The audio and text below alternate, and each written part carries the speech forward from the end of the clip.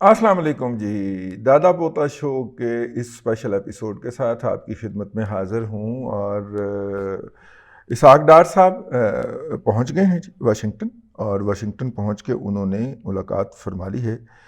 और पाकिस्तान की ministry of finance ने इस हवाले से एक जो है वो प्रेस रिलीज़ भी जारी कर दी है। और मुलाकात उनकी वर्ल्ड बैंक और आईएमएफ दोनों के सरबराहान से हुई है। रात मैंने दादा पोता शो जब किया था तो उस वक्त उस मुलाकात होने की तस्दीक हुई थी। अब उस मुलाकात में क्या हुआ है, आईएमएफ के डिप्टी हेड से मुलाकात हुई है, डिप्टी डायरेक्टर उनको कह दें आप। और वर्ल्ड बैंक के सरबराह से मुलाकात हुई है। वैसे वो दोनों वही, वो कल हम उसको फीमेल कह गए तो वो मेल हैं। आईएमएफ ने कहा है कि हम वर्ल्ड बैंक की तरफ से और United Nation Development Program UNDP को बेसिकली असाइनमेंट मिली है कि वो पाकिस्तान के अंदर सैलाब के नतीजे में होने वाली तबाहकारियों का जायज़ा ले और उसकी असेसमेंट लगाए। ये जो पाकिस्तान के मुख्तलिफ वज़रा हर दूसरे दिन कह देते हैं कि 30 अरब डॉलर, शहरी रहमान ने कहा है कि जी 30 अरब डॉलर से ज़ायद का नुकसान हुआ है, जबकि प्रोफेसर डॉक्टर एहसन इकबाल साहब जो हैं उन्होंने 10 अरब डॉलर उसमें और डाल दिया। उन्होंने कहा नहीं, 40 अरब डॉलर का नुकसान हुआ है।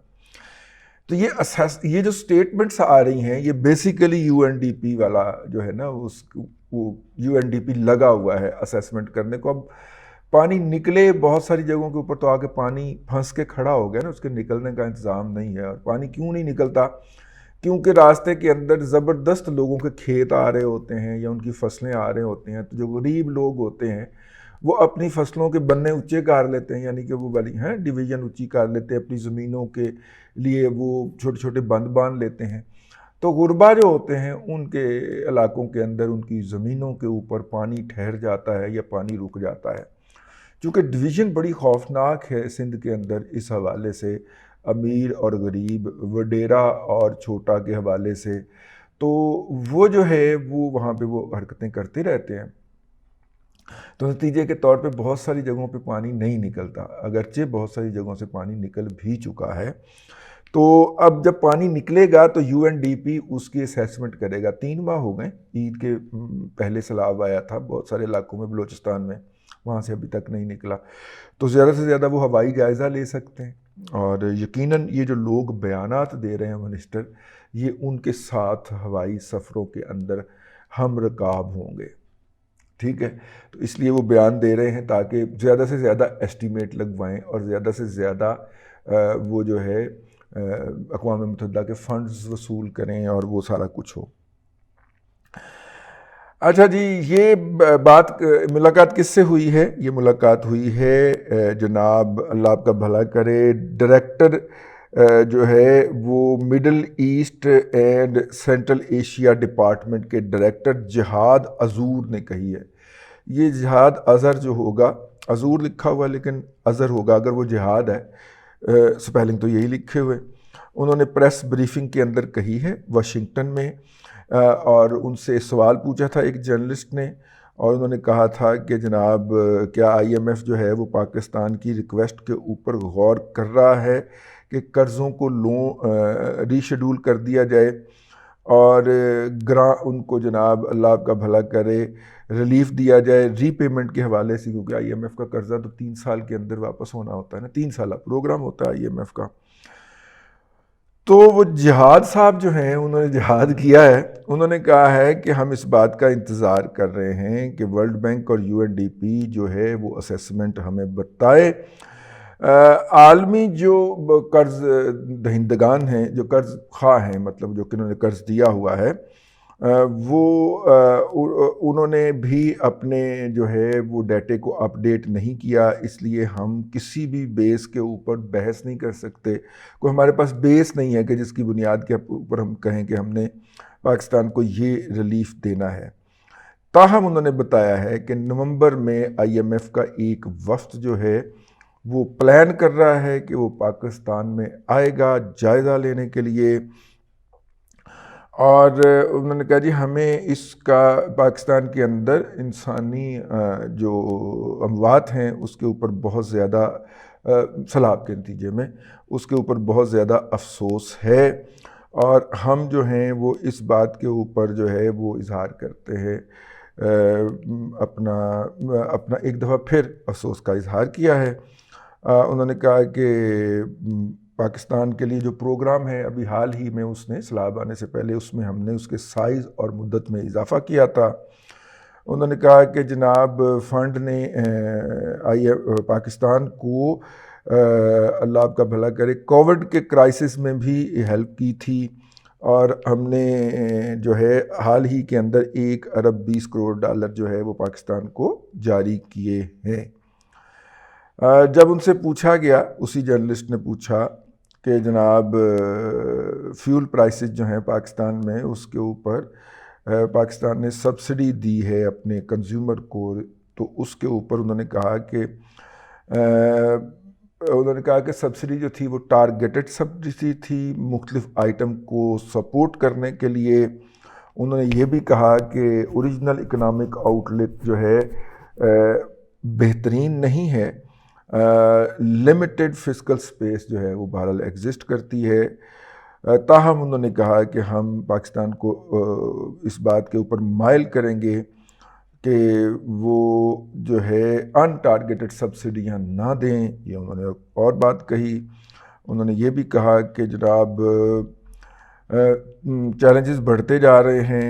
इससे पहले याद रखिएगा कि IMF जो है और वर्ल्ड बैंक वो एक नुक्ते के ऊपर मुत्फिक हुए थे कि इस वक्त दुनिया के अंदर एक बहुत बड़े मुआशी बहरान या मुआशी मंदी जो है वो बॉयल अप हो रही है। मुआशी मंदी जो है वो शुरू हुआ चाहती है, और इसके लिए मतलब अगर मुख्तलिफ ममालिक के रवैये मौजूदा ही रहे, अमेरिका जो है वो इन्हीं रवैयों की तरफ माइल रहा, और ओपेक जो है वो इसी तरह तेल के ऊपर जो रही, और चाइना जो है उसने अपनी इंडस्ट्री जो है वो उस तरह ना खोली जिस तरह कोविड से पहले थी, और वो ज़ीरो टॉलरेंस कोविड के हवाले से जो उसकी पॉलिसी है उसके ऊपर सख्ती से कारबंद रहा। अब भी बहुत सारे इलाकों में चाइना के अंदर जो है वो लॉकडाउन है, जहाँ से एक केस भी कोविड का डिटेक्ट होता है वो वहाँ पे लॉकडाउन लगा देते हैं, जिसके नतीजे में उनकी पैदावारियत जो है वो बुरी तरह मुतासर होती है।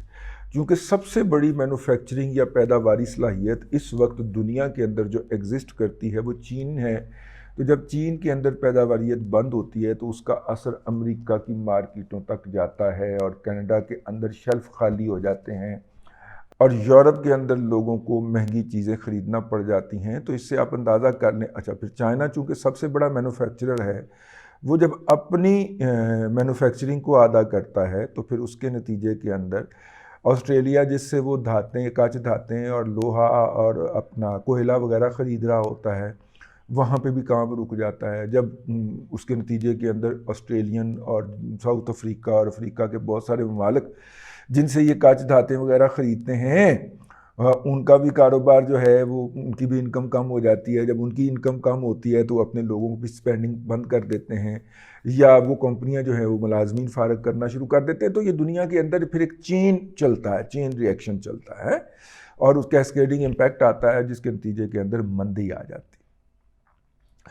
तो ये है जी, अब इंतज़ार कर रहा है IMF भी, और उन्होंने कहा है कि जनाब सब्सिडी को पाकिस्तान ने ये जो तेल की कीमतें कम की गई हैं इसको सब्सिडी ही कहा जाएगा इसको, और ख़ास तौर पे 100 अरब रुपए का जो इंडस्ट्रियलिस्ट को पैकेज दिया है उसको तो उन्होंने टारगेटेड सब्सिडी का नाम दिया। इसका मतलब है कि IMF ने ज़हनी तौर पे कबूल कर लिया है कि पाकिस्तान ने ये चवल मारने ही मारने हैं।